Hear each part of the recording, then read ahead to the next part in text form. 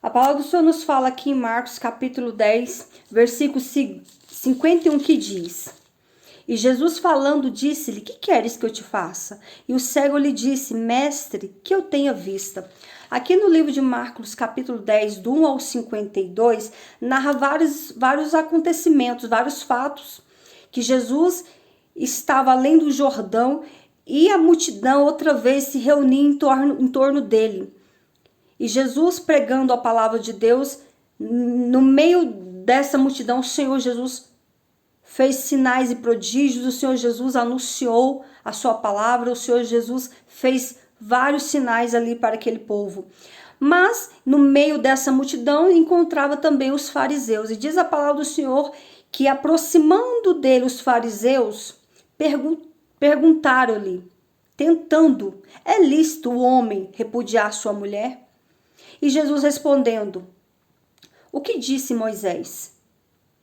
O que mandou Moisés?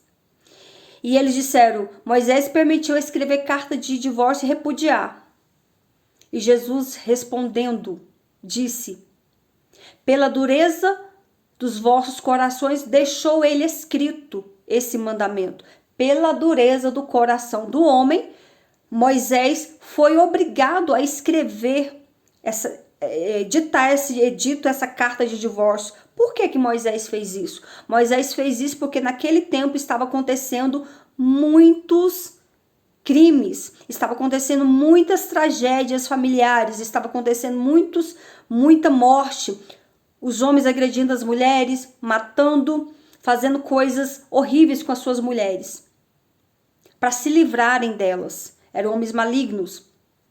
Não é diferente nos dias atuais. Nos dias atuais, muitos homens ainda seguem com esse mesmo pensamento, com essa mesma natureza maligna. Mas por causa da dureza do coração do homem, porque o homem estava fazendo isso, Moisés quis socorrer as mulheres. Moisés quis proteger as mulheres, libertando essas mulheres desses homens, através do divórcio. Já que ele viu que os maridos não amavam e não cuidavam delas, estavam maltratando, judiando essas mulheres, para socorrer elas, Moisés foi e editou essa carta de divórcio. E fazendo essa carta de divórcio, aquelas mulheres poderiam sair daquele casamento de sofrimento, voltar para casa dos seus pais ou seguir com a sua vida. Foi a melhor coisa que Moisés fez, melhor do que deixar aqueles homens matarem aquelas mulheres. Por isso que Moisés fez essa carta de divórcio, permitiu essa carta de divórcio por causa da dureza do coração do homem. E Jesus continuou falando: Porém, desde o princípio, Deus criou macho e fêmea. Por isso deixará o homem, seu pai e sua mãe, unirá a sua mulher. E serão os dois uma só carne. Portanto, o que Deus uniu, o que Deus ajuntou, não separa o homem. O que Deus ajuntou. Nós vemos aqui a diferenças de casamentos. Para quem não sabe, há casamentos que foi Deus que uniu aquele casal, foi Deus que abençoou aquela união. Mas há casamentos que Deus não está nele. Há união que Deus não está neste negócio. Há casamentos que não procedem da vontade de Deus. Há união que é só tristeza e sofrimento. Esse tipo de casamento, Deus não está nele. O que Deus ajuntou não separa o homem. O que Deus uniu. Qual é o propósito do casamento? Para quem não sabe, o propósito do casamento não é só para você ter uma vida amorosa, uma vida sexual, não. O propósito do casamento, ele é espiritual. Deus une o casal para cumprir o seu propósito. E qual é o propósito de Deus? O propósito de Deus para que aquela família cresça no caminho do Senhor, cresça embasado dentro da palavra de Deus. Cresça e se multiplique para que o nome do Senhor seja glorificado, para que aquela família prossiga anunciando o evangelho, anunciando a palavra de Deus. O propósito do casamento, ele é justamente espiritual. Claro que Deus, ele concede os desejos do coração do homem, mas O que Deus une, não separa o homem. O que Deus une, o que não é de Deus, não vai dar certo. Vai ter sofrimento, vai ter dor. Então há casais aí se unindo, mas essa união não vem da parte de Deus. Há casais se unindo só para a destruição das suas próprias vidas. Há casais se unindo, mas Deus não está neste negócio. Há casais se unindo, mas Deus não abençoa essa união. Essa união não procede. São julgos desigual. E julgo desigual não procede da vontade de Deus. E seguindo Jesus pelo caminho, e a multidão acompanhando, diz a palavra que traziam crianças, meninos até Jesus, para que Jesus as tocasse. E os discípulos começaram a repreender. Imagino que eram pais que traziam seus filhos para que Jesus as tocasse. E os discípulos começaram a repreender para que não trazesse. E Jesus, vendo isso, muito se indignou e bradou: deixai vir os meninos a mim, e não os impeçais, porque dos tais é o reino dos céus. Em verdade vos digo que qualquer que não receber no reino de Deus como uma criança, de maneira nenhuma entrará nele. Então nós podemos ver aqui que o Senhor Jesus bradou, anunciou ali para aqueles discípulos, para todos que estavam ali, que quem não tiver o coração semelhante ao coração de uma criança, jamais entrará no reino de Deus. Por que o Senhor Jesus alertou aquela multidão sobre isso? Porque o Senhor conhece o nosso coração. E as crianças são a menina dos olhos de Deus. As crianças são mansas, são humildes, são inofensivas, não tem maldade, não tem soberba, não tem mentira, não tem arrogância. As crianças são puras. E a palavra do Senhor diz que ai daqueles que tocar em uma criança.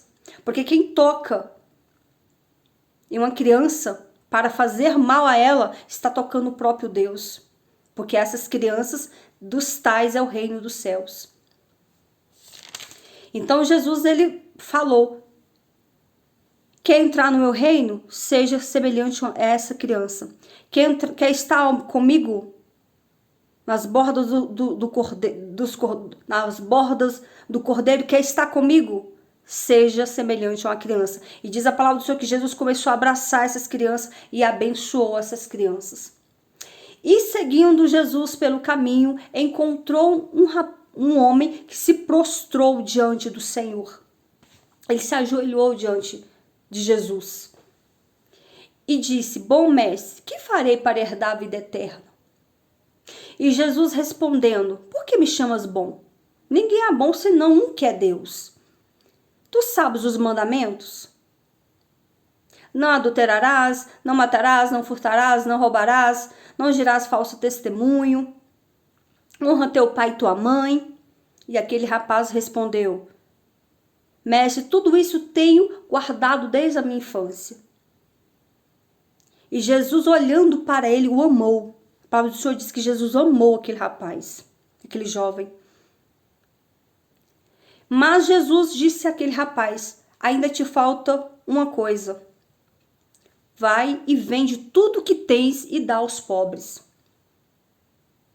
E diz a palavra do Senhor que aquele rapaz tinha muitos bens. Eu imagino que esses bens, o qual ele tinha, era herança dos seus pais. Por ser jovem, ele não tinha uma vida longa para ter adquirido tantos bens, e qual menciona a palavra do Senhor que ele tinha muitos bens. E o Senhor Jesus mandou ele vender tudo e dar aos pobres. E diz a palavra do Senhor que essa palavra pesou no coração do jovem, que muito se entristeceu e se retirou. Então Jesus, olhando ao redor, disse aos seus discípulos: quão difícil entrará um rico no reino de Deus. Quão difícil entrará no reino de Deus quem tem riqueza. Porque é mais fácil passar um camelo no fundo de uma agulha do que um rico entrar no reino de Deus. Aquele jovem tinha tudo, aquele jovem tinha riqueza, aquele jovem tinha bens. Aquele jovem era temente a Deus. Ele seguir a letra, os 10 mandamentos, só que faltava um mandamento, o qual ele não obedecia. E qual era esse mandamento que ele não obedecia? Amarás o teu Deus acima de todas as coisas. Esse mandamento ele não obedecia, que era amar o Senhor acima de todas as coisas. E diz a palavra do Senhor que aquele jovem se retirou. E Jesus, olhando para os seus discípulos, disse: tudo é possível para mim. Para os homens é impossível, mas para mim tudo é possível.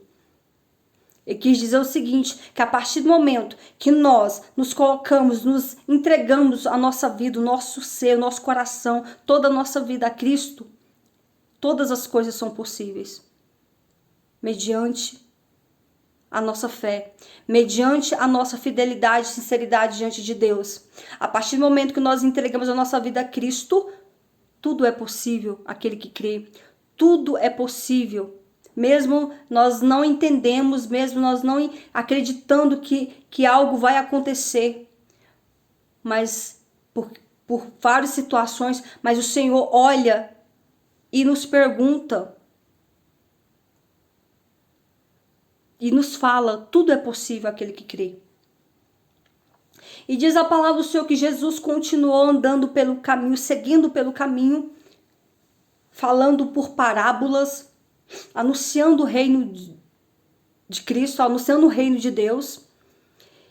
E de repente, dois de seus discípulos, que era Tiago e João, disse a Jesus: Mestre, queremos fazer um pedido. E Jesus perguntou: o que queres que eu vos faça? E eles disseram: concede-nos que na tua glória nos assente a tua direita e o outro à tua esquerda. E Jesus disse: não sabeis o que pedis. Podeis beber o cálice que eu bebo? Ser batizado com o batismo que eu fui batizado? E eles responderam sem sabedoria: podemos. Jesus, porém, disse: em verdade vos digo, vos bebereis o cálice que eu beber, e sereis batizados com o batismo que eu sou batizado. Mas assentar-se à minha direita ou à minha esquerda não pertence a mim concedê-lo. Mas isso é para aqueles que estão reservados. Isso é para aqueles que estão reservados. Somente Deus pode conceder tal coisa. Não cabe a mim. E os 10 discípulos que estavam ao redor, muito se indignaram com Pedro, com Tiago e João. Se enfureceram com Tiago e João. Mas Jesus chamando-os assim disse: sabeis sabeis que o que julga ser príncipe dos gentios, dele se assenhoreiam os seus grandes, usa de autoridade sobre ele. Mas entre vós não será assim, antes qualquer que entre vós quiser ser grande, será o vosso serviçal. Em qualquer que dentro de vós quiser ser primeiro, será servo de todos. Então, aqui Jesus nos traz a evidência que Jesus veio para servir. Então, aquele que quer ser maior no reino de Deus, ele será o menor. Ele tem que ser o menor. Então, o pedido de Tiago e João foi de uma soberba, de uma falta de entendimento, de uma falta de sabedoria tamanha. Lá na frente, né, depois que Jesus morreu e ressuscitou, lá na frente, Tiago e João sim tiveram que passar pelo cálice de dor e sofrimento. Por causa do Evangelho, por causa de Cristo. Nós sabemos que Tiago foi decapitado. Tiago foi um instrumento nas mãos do Senhor. Se você ler o livro de Tiago, você vai se emocionar com tanta graça e sabedoria. Nos exorta, nos corrige. Nós também vimos que João foi exilado na ilha de Patmos. E ele, estando lá exilado na ilha de Patmos, ele escreveu todo o livro de Apocalipse. E quão grande e tremendo e cheio de enigmas e mistérios e de discernimento que somente o Espírito Santo muitas vezes pode nos dar para entender o livro de Apocalipse. Mas Tiago e João beberam desse cálice lá na frente, não no momento no qual eles pediram ali para Jesus. E diz mais os textos, os capítulos a seguir, que enquanto Jesus passava pelo caminho, encontrava-se à beira do caminho um cego chamado Bartimeu, que estava ali a mendigar. E esse cego ouvia que Jesus estava passando. Ele entendeu que quem estava passando ali era o Senhor Jesus, era o Salvador. E quando Bartimeu ouviu que era Jesus que estava passando, diz a palavra que Bartimeu começou a clamar: Jesus, filho de Davi, tem misericórdia de mim. E ele clamava cada vez mais. E as pessoas que estavam ali em volta começaram a repreender para que se calasse. E ele clamava: Jesus, filho de Davi, tem misericórdia de mim. E Jesus, parando, disse que o chamasse. E chamaram o cego, dizendo-lhe: tem bom ânimo, levanta-te que ele te chama. Que coisa linda. Levanta-te que ele te chama. A coisa mais linda é quando o Senhor Jesus nos chama. A coisa mais tremenda é quando Jesus nos chama. A coisa mais tremenda é quando Jesus nos chama para nos entregar algo, para falar a nós. E diz a palavra do Senhor que ele, lançando de si a sua capa, essa capa era uma capa usada que os cegos usavam para identificar o seu estado. E todas as pessoas que eram cegas usavam essa capa para identificar que eles eram cegos. E Jesus, falando, disse: que queres que eu te faça? E Bartimeu disse: Senhor, que eu tenha vista. Naquele momento, Jesus sabia o que ele precisava, mas o Senhor quis que ele falasse para edificar a fé daquela multidão que estava ali. E Jesus, respondendo, disse: vai, a tua fé te salvou.